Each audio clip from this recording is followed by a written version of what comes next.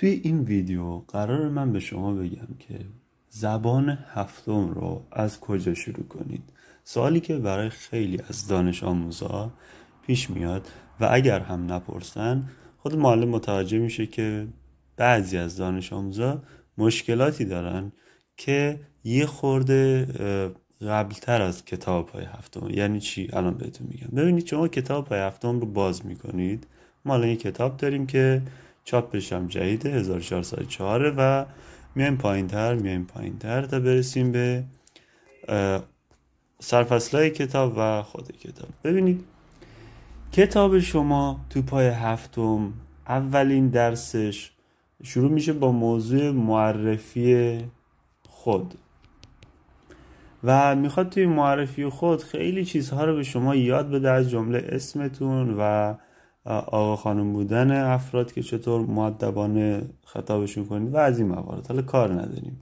اوکی، میاید پایین تر اینا رد میکنید، اینا چیزی نیست. خب درس اول شما رو با یک متنی مواجه میکنه که تماما انگلیسیه و اگر کسی قبل از پایه هفتم اصلا زبان رو باش آشنایی نداشته باشه خیلی از این موارد رو نمیتونه درست بخونه یا اصلا نمیشناسه. برای مثال درست نمیشناسه که الان این چه حرفیه و چه صدایی داره. این یه دونه هر کدوم از حروف رو نمیدونه دقیقا چه صدایی داره یا ترکیبشون دوتایی ها با هم چه صدایی رو ایجاد میکنه. اینها رو نمیدونه و این داخل کتاب های هفتم اصلا نیومده. یعنی بخش جدایی نرید که حروف رو به صورت جداگانه به شما بشناسونه. اگر هم بیایید صفحات قبل، یعنی این لسن وان درس اول، خب یه خورده اگر بیایم عقب‌تر، در حد خیلی مختصری اینجا تمرین آورده، گفته کدوم یک از حروف زیرو میشناسید، از این حروف رو کدوماشو میشناسید تیک بزنید. و ممکنه معلم هم در کلاس درس نتونه به علت بودجه بندی سالانه مدرسه نتونه بیاد این حروف رو جداگانه درس بده، چون اگه خودش رو بخواد جداگانه این حروف رو تک تک آموزش بده حدوداً شاید ازش 2 ماه زمان بگیره. اگه واقعا تک تک بخواد بررسی کنه، مثال بزنه، کلمه بیاره، جمله بگه و این چیزی نیست که در بودجه بندی روال مدرسه جا بگیره. همچنین شما وقتی وارد مدرسه میشید بسیاری از دانش آموزان رو میبینید که اینا رو میشناسن و اقلیتی هم هستن. حالا نمیگیم اقلیت، مثلا فرض کنید 35% هم هستن که تسلط درستی روی این حروف، صداهاش، ترکیباتش، مثالهاش و طرز درست نوشتنش ندارن. برای مثال این حرف رو در نظر بگیرید، دانش آموز داریم مثلا اول این کار میکنه بعد این کار میکنه، یعنی هنوز نمیدونه چطور باید درست بنویسه. ابتدا اولین خطی که میذاره برای رسم حرف از کجا شروع بشه، یا بهش میگیم ای رو بنویس، ای از این طرف میاد به این طرف بعد اینطوری میکنه. در نوشتار هر حرف اون جایی که شما شروع میکنید یک حرف رو نوشتن و بعد ادامه میدید خیلی مهمه، در ادامه براتون عادتهای غلط تشکیل نشه. منتها اینها رو ممکنه که داخل کلاس درس به علت بودجه بندی فشرده‌ای که حالا داخل مدارس هست کامل و جداگانه نتونن آموزش بدن و مشکلی هستش که من دیدم دانش آموزا دارن، یعنی نمیدونن، با حروف خیلی درگیرن، نه داخل خود همین حروف ترکیب بلکه داخل کلمات. یعنی اینجا میان خیلی درگیر میشن که این ستا با هم چطور خونده میشه، این وسطی چه صدایی داره، چرا این یه جاهایی این صدا رو داره یه جاهایی یه صدای دیگر رو داره، چرا این اسمش W ولی توی خوندن W خونده نمیشه یه صدای دیگه میده، چرا بعضی اوقات صداش یه خورده متفاوته، این دوتا با هم چرا یه صدای دیگه ایجاد میکنن، چی میشه. اینها همه اون مواردی هستش که اگر نمیدونید، اگر کاملا مسلط نیستید و نمیتونید بخونید، اصلا بذارید خیلی راحت به شما بگم این صفحه رو باز کنید و ببینید میتونید درست بخونید یا نه. برای مثال این یه خطشو این یه خط رو وارد گوگل ترنسلیت کنید، توی سایت گوگل بنویسید ترجمه‌گر گوگل، اینو وارد کنید، بزنید روی حالت صدا، یه تصویری هست اینجوری صدا، براتون این جمله رو میخونه. ببینید شما هم میتونید بخونید، یعنی اینقدر تسلط دارید میدونید که چطور باید درست بخونید هر کلمه رو و حروفش رو.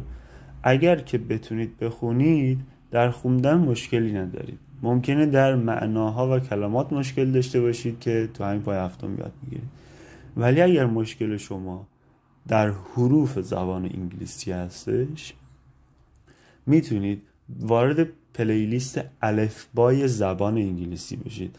ما توی چنلمون، توی چنل زبانیار ایران یه پلیلیستی داریم به عنوان الفبای زبان انگلیسی.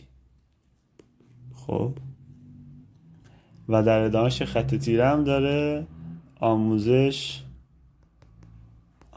زبان از صفر. یعنی کسی که حتی نمیدونه این چیه، اصلا نمیدونه، میخواد متوجه بشه برای اولین بار که این چیه، شکل بعدیش چیه، چه صدایی داره، چه کلماتی باهاش ساخته میشن، ترکیباتش با حروف دیگه میتونه به چه صورتی باشه، این خوش چند صدا داره، صداهای مختلف این حرف رو بشناسه، بره همینطوری حروف رو بشناسه تا آخرین حرف زبان انگلیسی. همه حروف رو تک تک، هر حرف داخل 2-3 تا ویدیو با مثال، با جملات، با شکل‌های مختلف، تصاویر مختلف که مثال‌ها تو ذهنتون بشینه، جمله سازی، تمرین درست نوشتن در 2 خط دفتر زبان انگلیسی که دارید شروع کنید درست نوشتن. همه اینها رو اگر میخواید یاد بگیرید، پلیلیست الفبای زبان انگلیسی رو میتونید شما ببینید از چنل زبانیار ایران. چنل رو که میدونید دیگه، بنویسید زبانیار ایران برای شما میاره، چه تو گوگل چه توی یوتیوب. حالا این از این. اگر حروف رو میشناسید، میتونید همین پلیلیست زبان هفتم، آموزش زبان هفتم رو دنبال کنید. ما تک تک درس‌ها رو به شما آموزش میدیم از همین صفحه اول، یعنی از همین اولش، از اینجا با هم دیگه، از همین ولکام، خوش آمدگویی که هست کار میکنیم تا پایان. نمونه سوال دی ماه، نمونه سوال خرداد ماه و نمونه سوال هر درس رو کار میکنیم. لغات پایانی رو میگیم. در پایان هر کتاب زبان شما لغاتی اومده که بسیار مهمه. قواعد دستور هم با هم یاد میگیریم. علل خصوص حتی کتاب ورک بوک هم با هم دیگه کار میکنیم. منتها میگم که حواستون باشه قبل از شروع زبان هفتم تسلط کامل روی الفبا شما داشته باشید. اگر هم ندارید یه سر برید ببینید مشکلاتتون کجاست، مشکلاتتون رو رفع کنید و بعد وارد پلیلیست هفتم بشید. ببینید کامل و جامع برای هر کتاب ما پلیلیست جدا داریم. برای زبان هفتم یه پلیلیست، برای زبان هشتم، زبان نهم، زبان دهم، 11ام، 12ام، همه جداگانه مرتب طبقه بندی شده، قسمت به قسمت جدا هستش. از روی تصویر ویدیوها، هر ویدیویی که تصویر داره این گوشهش شماره بندی شده. مثلا اگه گذاشت شماره 2 یعنی قسمت دوم، اگه گذاشت 3 یعنی قسمت سوم. شما میتونید به این طریق به راحتی پله پله یادگیری زبان رو شروع کنید. امیدوارم که تو این مسیر موفق باشید.